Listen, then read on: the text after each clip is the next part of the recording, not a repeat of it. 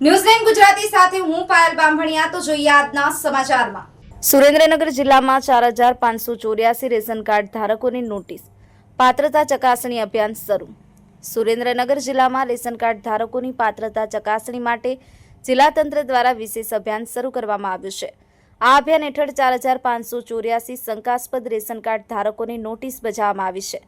તંત્રના જણાવ્યા મુજબ સરકારી યોજના અંતર્ગત મળતું સસ્તું અનાજ ખરેખર ગરીબ પરિવારોના ઘરે પહોંચે તે હેતુસર આ કાર્યવાહી હાથ ધરાઈ છે। તપાસ દરમિયાન જાણવા મળ્યું હતું કે કેટલાક ઉચ્ચ આવક વર્ગના પરિવારો પણ ગરીબોના હકનું અનાજ લઈ રહ્યા હતા।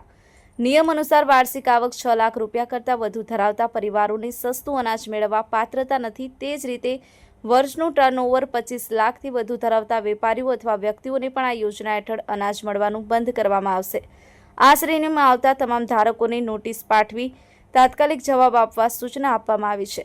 તંત્રના અધિકારીઓએ જણાવ્યું કે ગરીબોના પેટમાં જતું અનાજ અમીર વર્ગના લોકો લઈ જતા હોવાની ફરિયાદો અને પ્રાથમિક તપાસ બાદ આ અભિયાન શરૂ કરાયું છે। હવે જિલ્લામાં ઘરોઘરે સર્વે હાથ ધરાશે, જેથી હકીકતમાં પાત્ર લોકો સુધી સરકારી અનાજ પહોંચે। ન્યૂઝ9 ગુજરાતી, સુરેન્દ્રનગર।